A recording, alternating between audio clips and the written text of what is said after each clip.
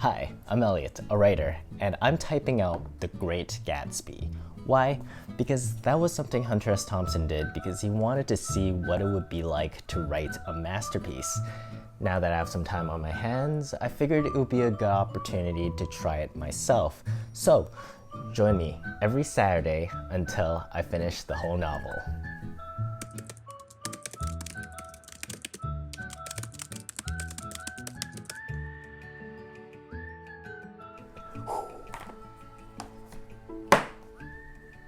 Welcome back to another episode of Typing Out the Great Gatsby with me, Elliot. It is warm. It's warm. I wish I wasn't wearing this hoodie, but I'm all strapped in with my audio stuff already. It's like raining outside. I thought it would be kind of chill, but it's actually quite muggy. So there's that. On a brighter note, my back doesn't hurt. I mean, my neck doesn't hurt this week. So that's good. That's good. My back doesn't hurt either. I have no pain whatsoever. It's just a little warm. So with that being said, it's going to be a good episode today. We're going to try to finish off this chapter. What is this? This is chapter 6 of The Great Gatsby. We've come a long way, and I just want to take this moment to thank everyone, that includes you, who has supported me through this very strange endeavor. And I just want to say having you here makes it so much more pleasurable than having you not here. So thank you for being here with me on this journey. With that being said, there's no new news to talk about except for, it's raining. I don't really want to get into anything else today. Let's just get started typing. I actually wasted a lot of time redoing the takes of me throwing the book. So I kind of wasted time doing that. So let's get into it. Let's just start. Last week was a blur. What happened? I don't remember what happened last week.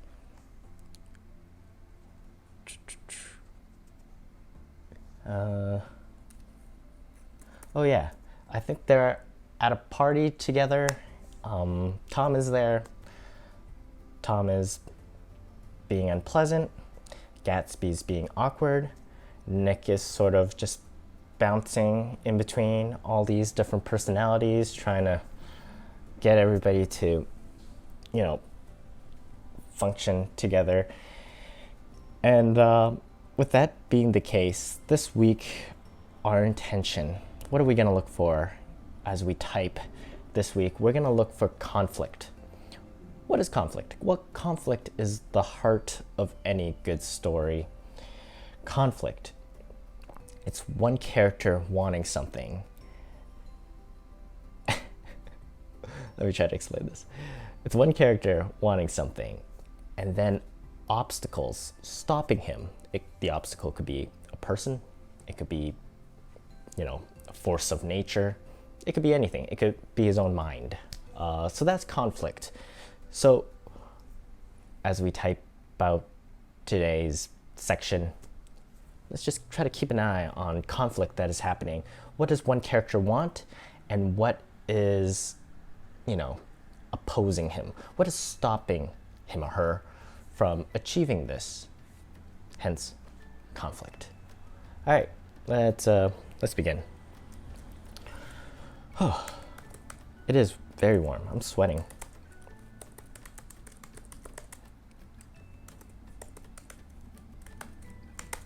I'm very much trying to get used to my long hair as it starts to dangle further and further down my face.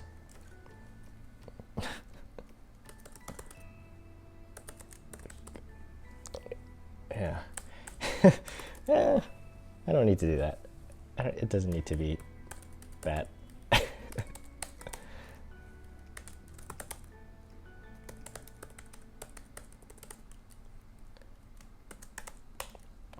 Tom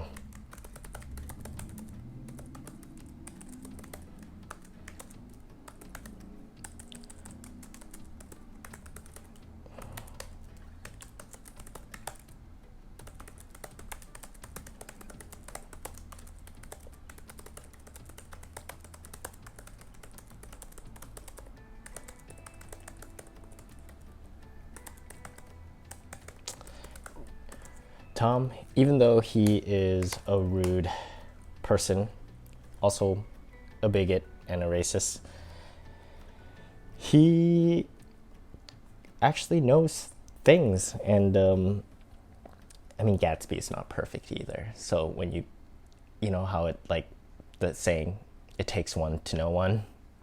I think that's what's happening here. I think Tom like recognized the shittiness in Gatsby, and Gatsby recognized the shittiness in Tom. Because they're kind of mirror images of each other, right?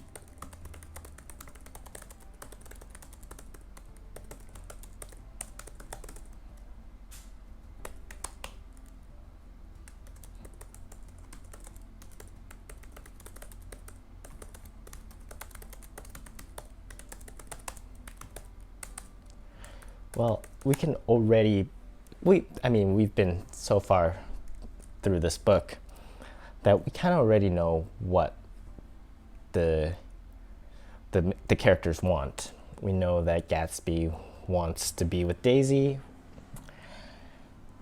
I'm not exactly sure what Tom wants in this situation. I think he just wants, like, to meet famous people, perhaps.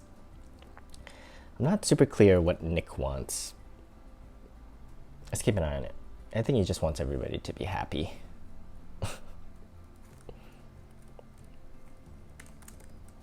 Where am I? Just forgot. Oh, yeah. So, just checking them.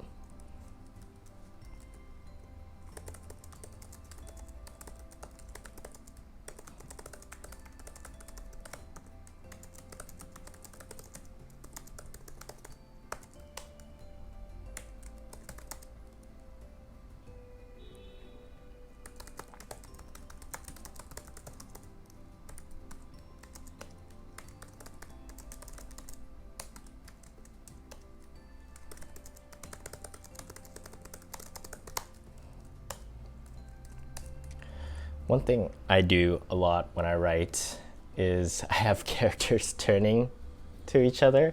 It's good to see that Fitzgerald does it too, because I think that's just like my go-to thing when I'm writing first drafts. Whenever I need, like, if there's multiple people in a scene, my characters would just always turn to each other. Just to keep, I don't know. But I'm happy to see that that's something that's common. Common enough that a literary great like Fitzgerald uses that phrase as well. To me,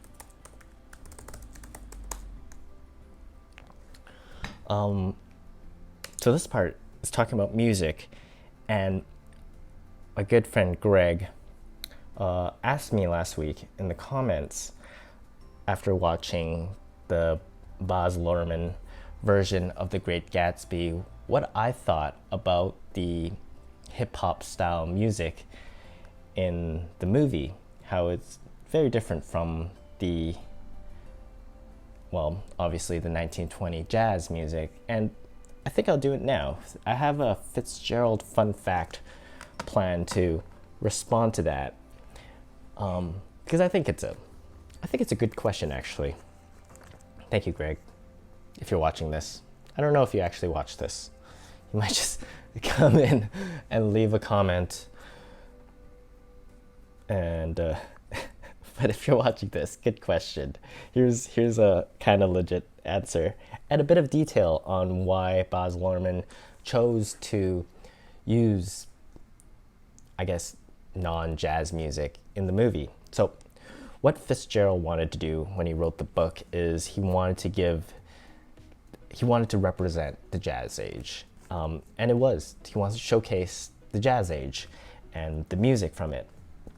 And I mean, showcasing music in written word is probably the hardest way to, it's very hard. When you read like album reviews, stuff like that, those people are professional. They do such a good job, and you often see them associating it with like a different style of music. So like their knowledge of music so deep that it's like an encyclopedia. You read one review and then you kind of have to have knowledge about something else.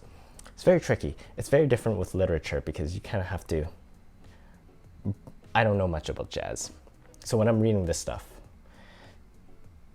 it's kind of tricky to be brought into it. I think movies have a very strong advantage when it comes to that. Anyways, so Fitzgerald wanted to showcase the jazz age, whereas Baz Luhrmann wanted to select music that gave the viewer the same feeling a reader of the book would have back in the day, so like back in 1920s. But he also acknowledges that we're no longer living in the jazz age, we're now living in the hip hop age. So what he did with the movie, the music selection in the movie, is he chose to, in a way, blend the two together. He used horns, a lot of horns from jazz music, and he blended that with electronic of hip hop. And with that being said, I listened to a few songs from the soundtrack. It did feel a little mishmash to me, like just an assortment of different style of music. It didn't feel super cohesive. There were some really good songs in there, some not to my taste, and I think that's the tricky thing about taking modern music and twisting it a little so it still represents, it pays homage to ancient times, the 1920s. So that is what kind of happened with the music selection from The Great Gatsby. And because music plays a role in this book, as we can see right here, and like you can only assume that music is happening throughout all these party scenes. But when you're reading it, it's super tricky, and I don't really know how to approach it properly. So that's one thing to look at here. It's to have a character kind of sing with it, kind of sing with this, almost like you can feel a type of melancholy in the way she's singing it too, right? So I guess you always wanted to associate the music that the characters are hearing with an emotion.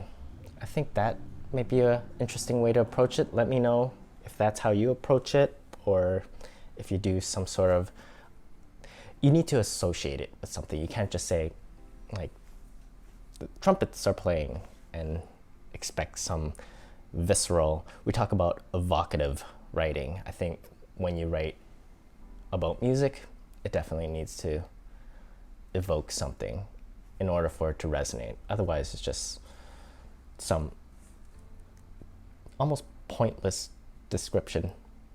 Doesn't really create a scene. And that's my thoughts on the music aspect of the book. Haven't really talked about it. Don't really know what I'm saying, but that's kind of how I feel about writing music. I've tried to write, I've written album reviews before, and that's always been how I associate it. I try to associate a song with a memory, or try to relate it to some event that happened, or a taste, flavor. I think that's a good way to approach it when you're writing music.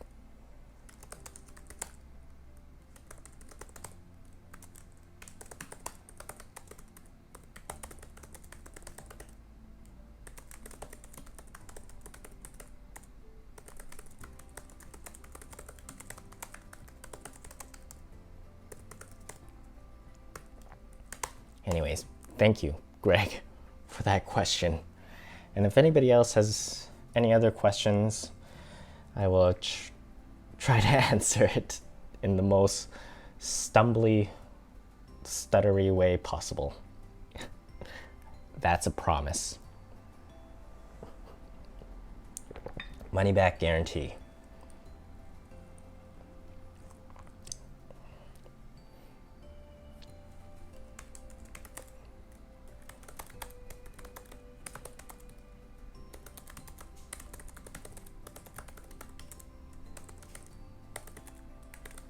Okay, so the conflict that's happening right now, it's becoming clear with this sentence from Tom. He wants to know what Gatsby does. Obviously, Gatsby's been very secretive about these things, so that's what's happening. That's what's happening. All right, let's keep going. That's all I have to say. So we kind of have an idea of how this chapter is gonna unfold. Tom, he says it right now. So that he has an objective now. He wants to find out what Gatsby actually does to make his money. He's suspicious. He doesn't care for this guy. Thinks has a thing for his wife, which he does. So I understand where Tom's coming from. You want to oust this person.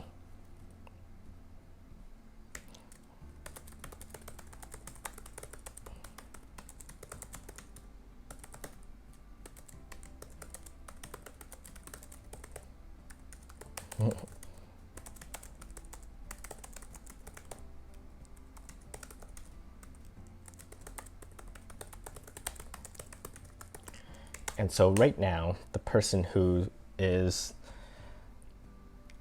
opposing him, the antagonist to Tom, even though Tom is clearly the antagonist of the story, is Daisy.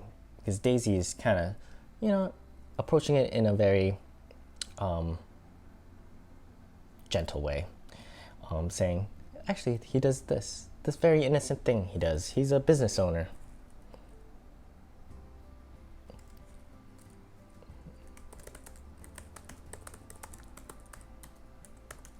Just kind of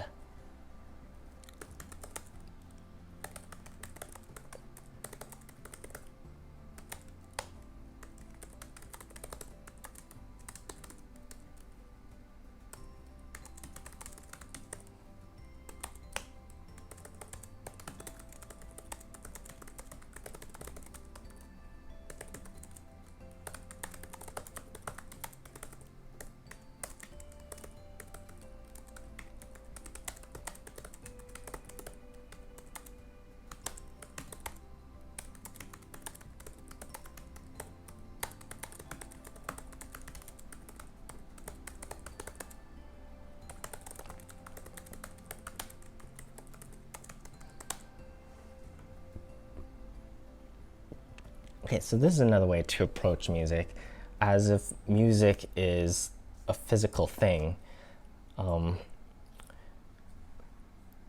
As if this song, where 3 o'clock in the morning, a neat, sad little waltz of that year, was drifting out the open door. Not necessarily a physical thing, but like like wind. Music as wind, which it kind of is. It's like vibrations. So being very literal about it is a way to approach music, as if it's a character in the story.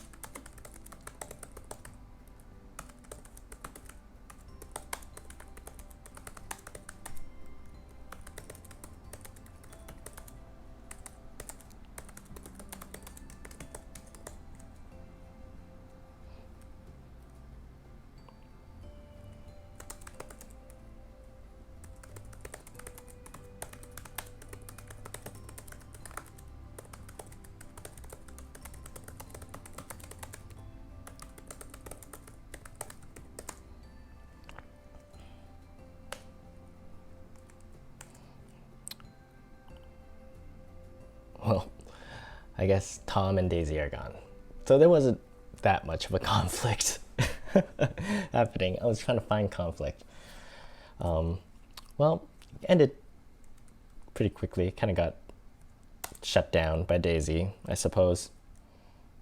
But that's how conflicts kind of happen, right? Sometimes they just get shut down.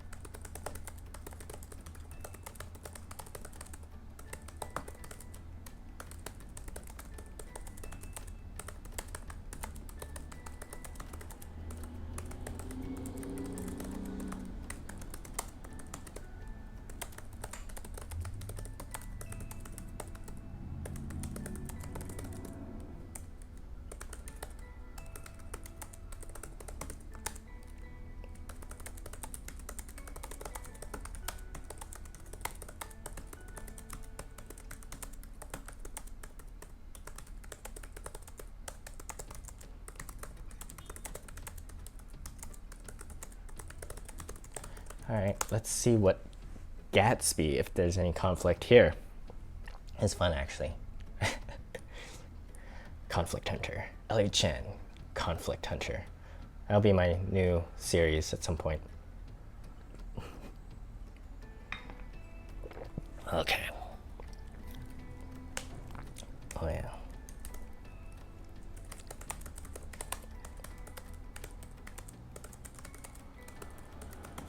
Okay, so immediately he has a problem. He feels like Daisy didn't like his party, I'm guessing. And now it's kind of Nick's problem to kind of, it's almost Nick's conflict right now. Because he just wants to like, hey, Gatsby, come on, man, feel better. Don't worry about it, pal. It's not a big deal. She liked it. She liked it, man. That's my my Boston best friend character. That's my Ben Affleck character.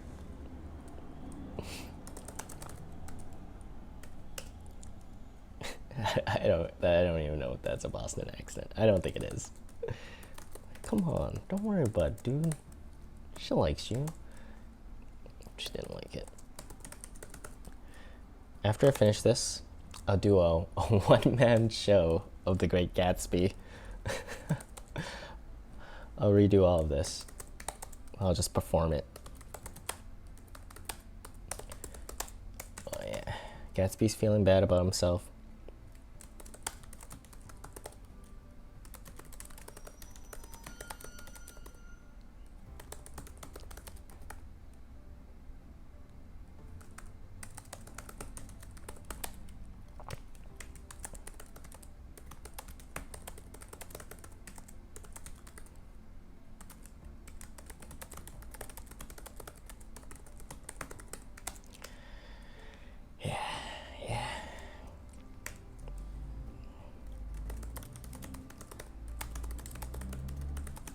Oh, sorry, I'm just rewriting the same thing. Okay, where am I?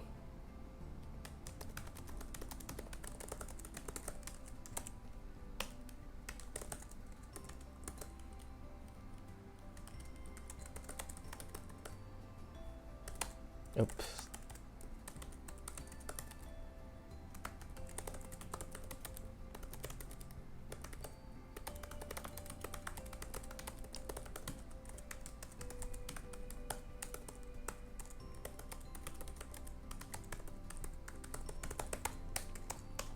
Oh, old sport.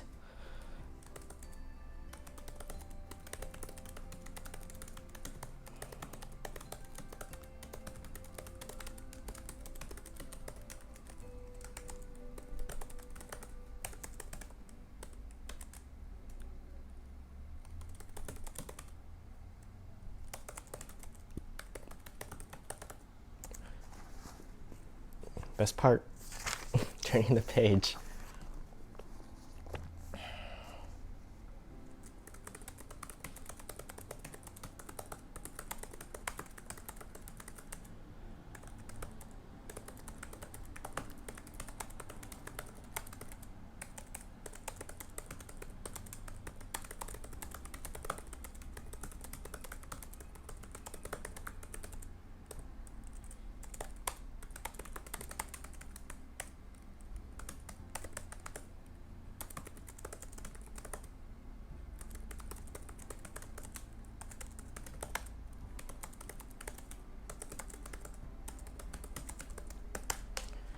All right.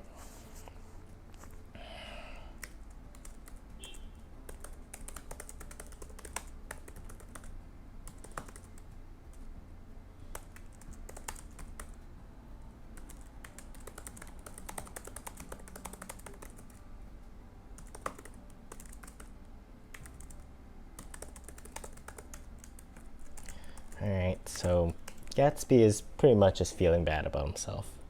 He's like reminding himself of all the reasons to feel bad. It's like fueling it.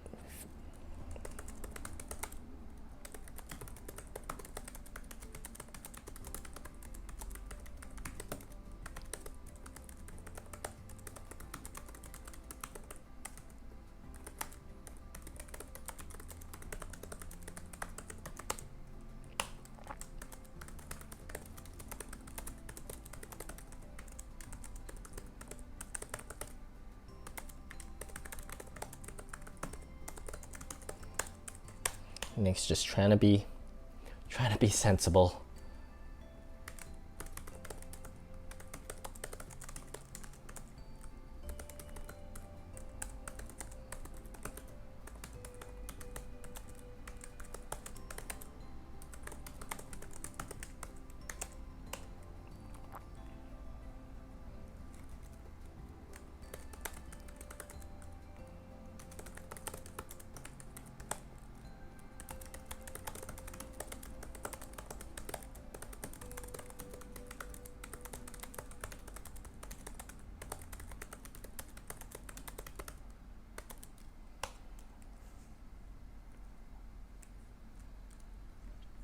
It's a good line. I like it.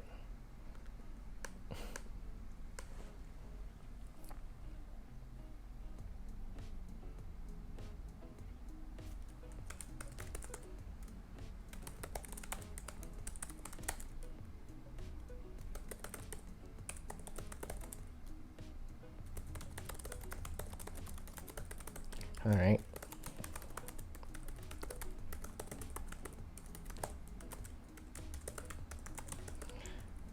Okay, so yeah, now he has a plan. Now he has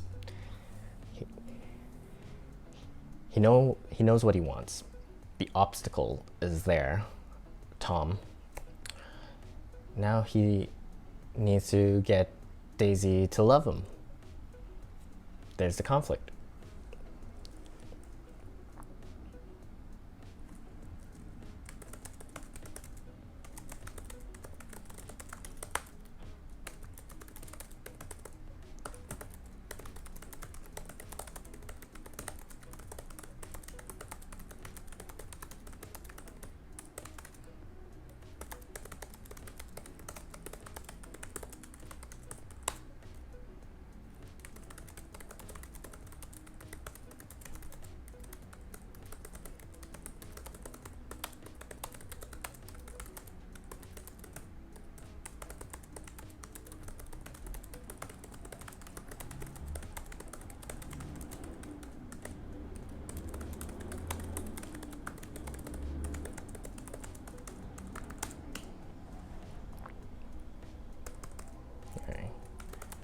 Interesting transition with the ellipses.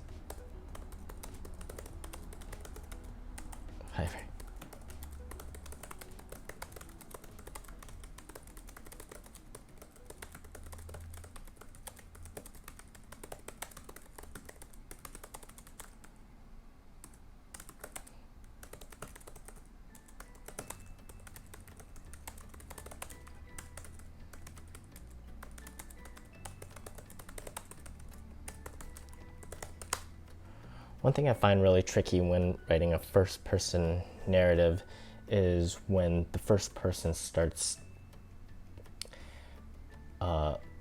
talking about or describing events that they weren't present at. And actually, this ellipses method is surprisingly effective because now we know that it was Gatsby that told Nick the story. However, we don't need to hear it through like a dialogue kind of way. We don't need to know when Gatsby told it to him. It doesn't have to be in this very moment.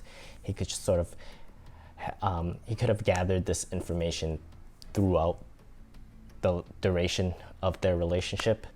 That's an interesting approach because often whenever I need to explain something with another character's story, but it's not the narrator, I often need to get the two characters together at some point or something, and it's it feels a little contrived sometimes when you try to force characters together in order to get a certain detail that moves the story forward.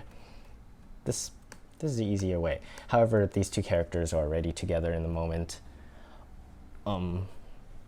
So it's not really doing what I'm kind of talking about, but it still seems to be an effective method, if any of that made sense. I kind of know what I'm saying. I hope you do too. I think anybody who has tried to write a big story from the first person point of view, they would encounter this problem. It's like, how does this character actually know about this thing? It's like you have to kind of reference the event or the conversation that allowed that character to have that knowledge. You know what I mean? I think that's one of the most tricky parts of writing a first-person narrative, which is what I'm doing right now, and I'm encountering a lot of those issues. Sometimes I just get the character to like explain this thing, and I'm like, I'll fix it later. I'll find a place where he could like get this information somehow or something. You can move details around in the second draft. You just try to keep the story moving. But the ellipses approach, interesting, right?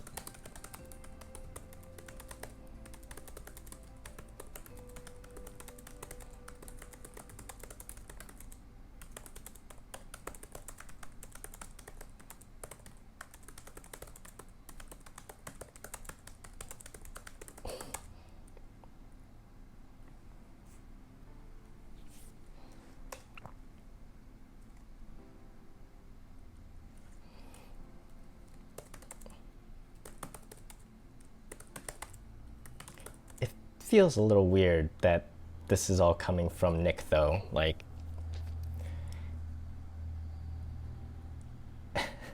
when he's saying things like, once there he could suck on the pap of life, gulp down the incomparable milk of wonder. It sounds weird to be coming from like someone who heard the story second-handed.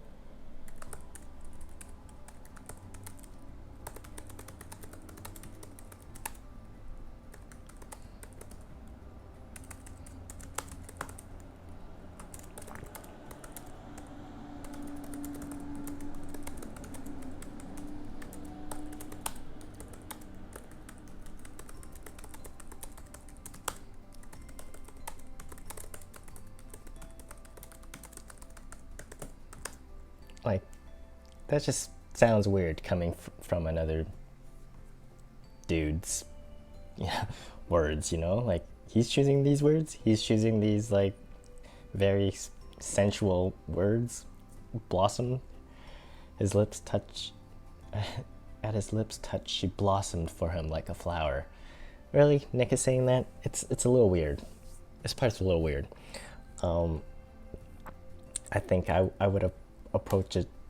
It sounds weird from both sides. You wonder what the conversation was that Nick actually had with Gatsby that made him tell the story this way, because one can assume Gatsby didn't use these words. So Nick could be embellishing a bit. He could be hyperbolizing or really using these flowery language. I always find it so weird. The first person narrative. It's very tricky to approach when the narrator is kind of relaying information, telling the story. It's like, how did this person get this information, And what is making Nick tell it in this weird, sensual way? Maybe he's romantic. Maybe I'm not romantic enough. That's probably true. I'll ask my wife later.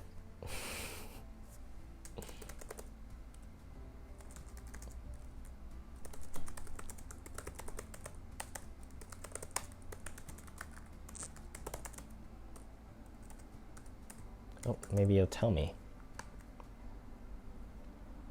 That was through.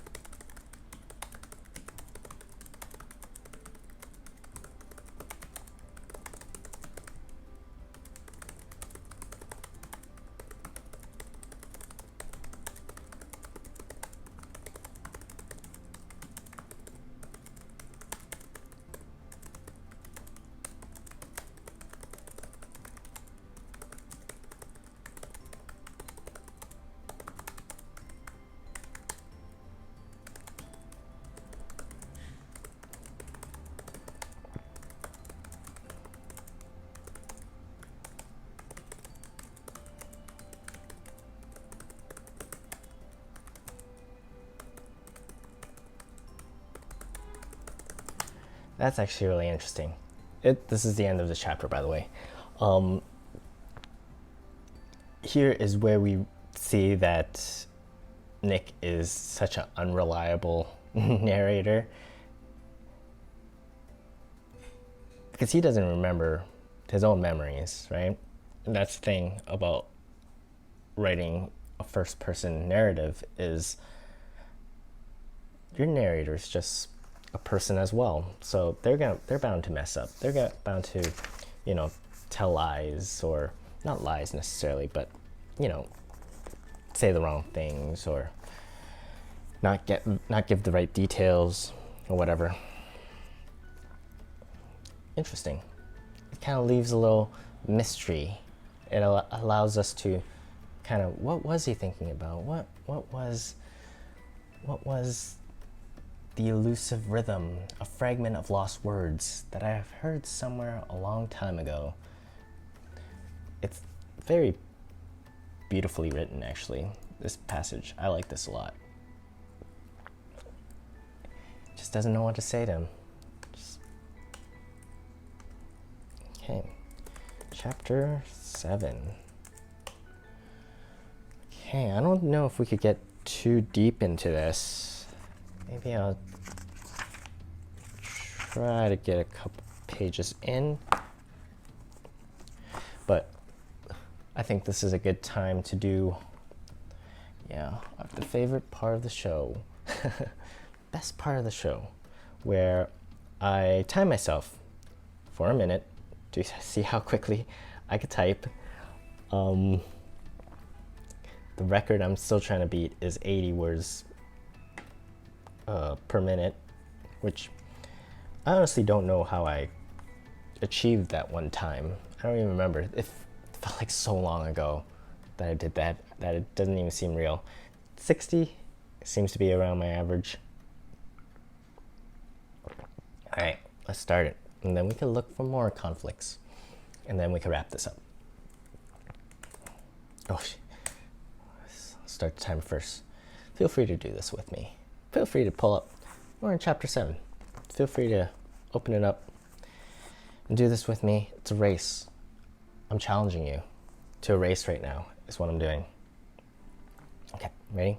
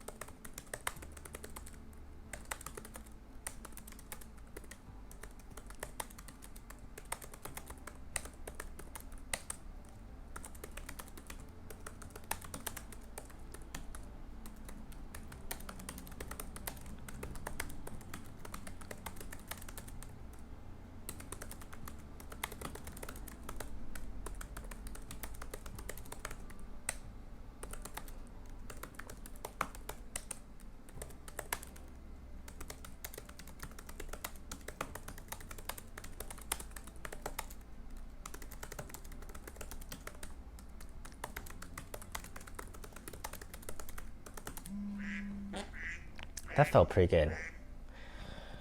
That felt pretty good. Gets me every time, the duck noise. brings a little smile to my day. It's like McDonald's. Okay, let's see how we did. It felt pretty good. Little bumps here and there, but I got through it. 66. That's not bad. I honestly don't know how I got to 80. It must have been easy, or maybe I cheated. That's probably what happened. I cheated that one time. I hacked it.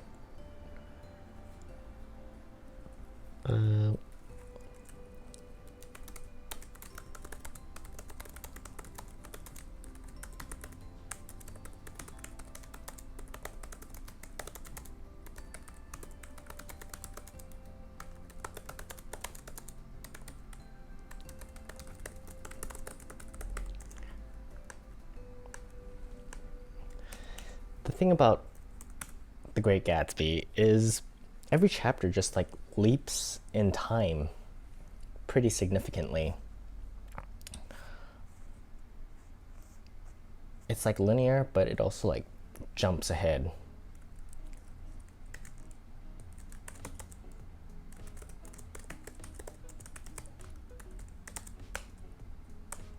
Ugh. I messed up my indentation now. I don't want to fix it right now.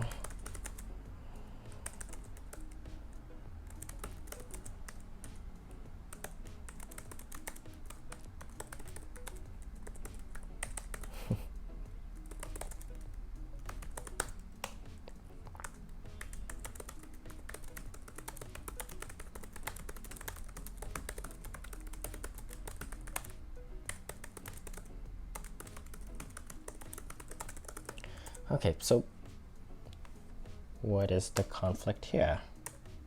Well, Nick believes that Gatsby is sick, not feeling well, doing something, and he's curious. He wants to know. He wants to know what this man is about, if he's all right.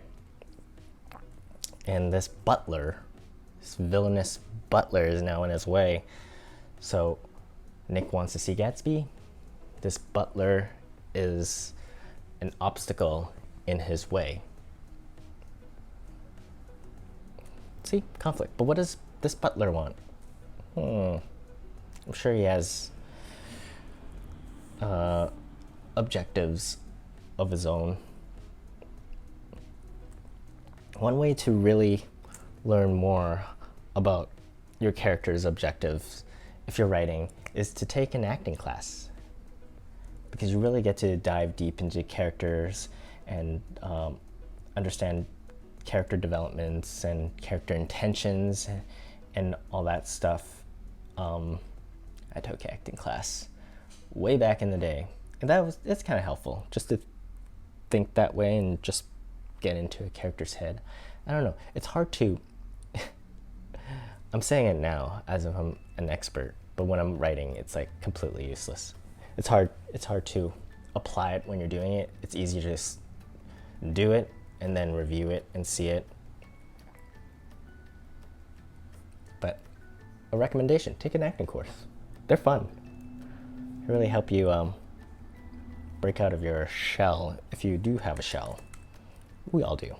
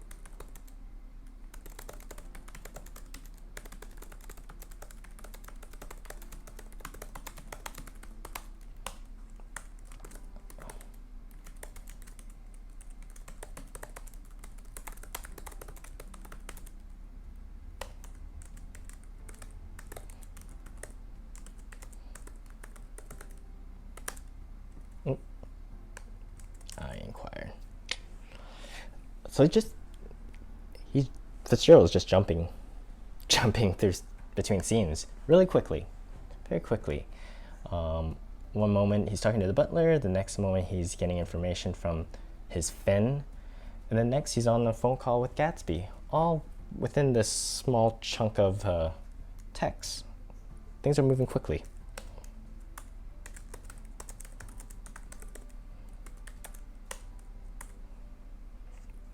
Okay, let me see. I think I could do another page. Why not? Let's get through this.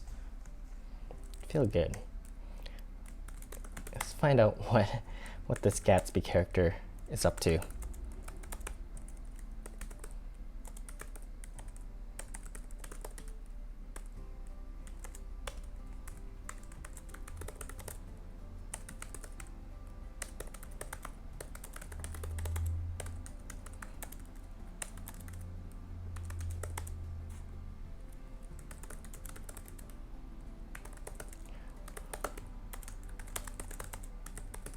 Ooh, that's scandalous. Oh, sorry.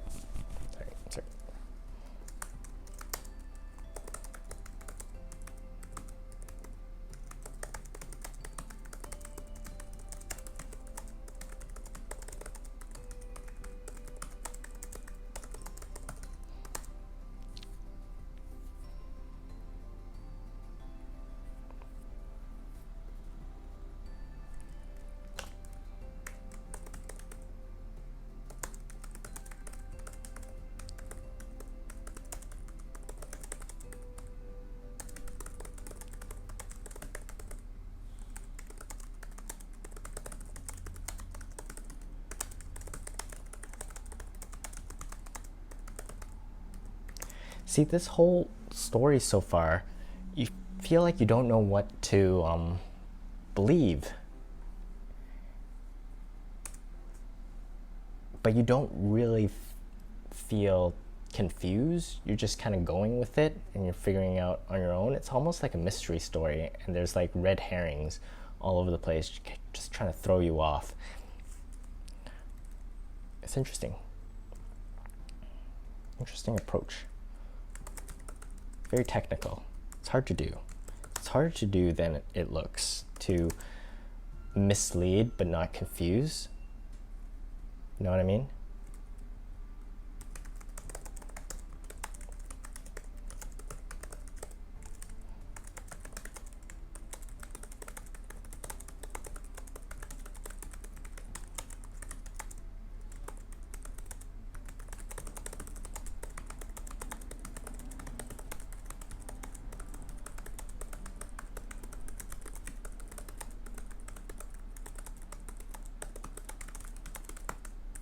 All right, another get together, another party.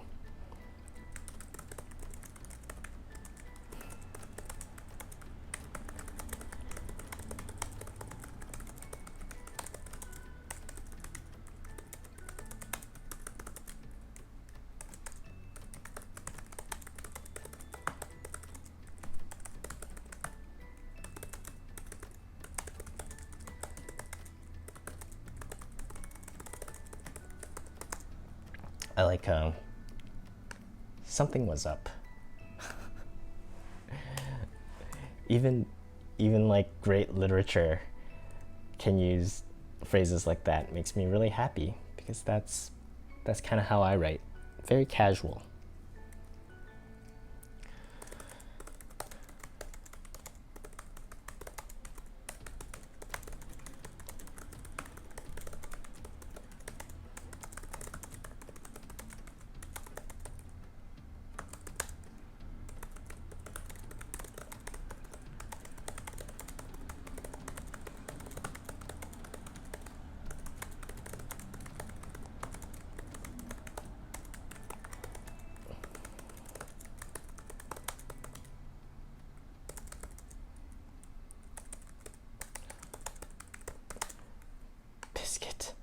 Damn you. Nabisco.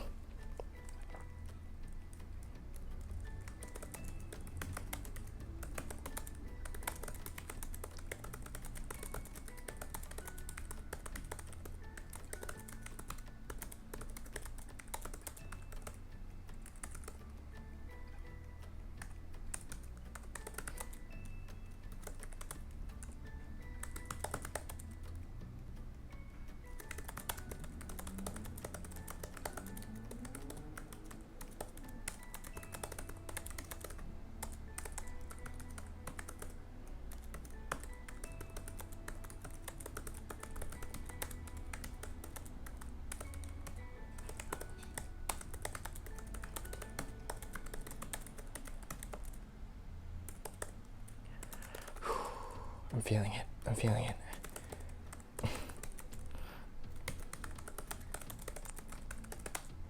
Sweating.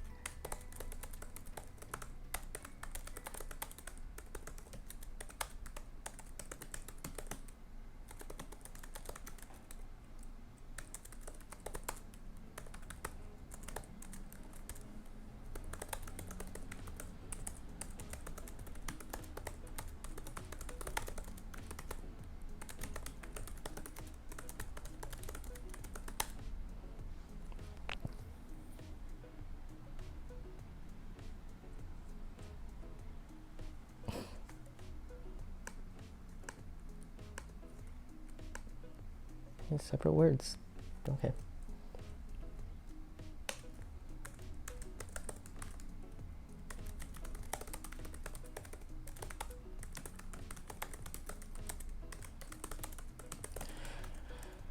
It is hot.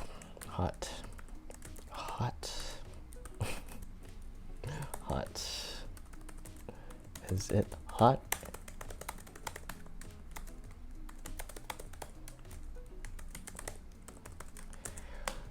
It is hot. Yes, I'm sweating. Well, that is a good place to stop. Hot, hot, hot.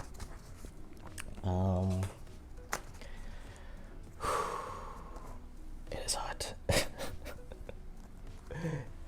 It's strange because it looks like a winter day in Vancouver, to be honest. Like a winter morning. It's raining. It's kind of gross. But it's really hot. It's really muggy. Well, that was fun. Another fun episode. We did it. That was good progress too. We got pretty far. Well, thank you. Thank you for joining me for another typing the Great Gatsby. Another fun day, another fun week. Learned some stuff about music. Kinda. Learned some stuff about conflicts. A little bit, not a lot.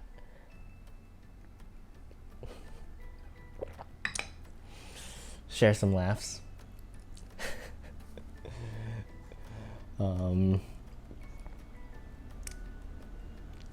That's all. That's all I have to say. Once again, thank you for joining me. Thank you for watching. I'm just gonna wrap it up with that. Hope you have a good week, and I hope to see you next week when we do another episode. Just keeps going. Just keeps going. Never ends. All right.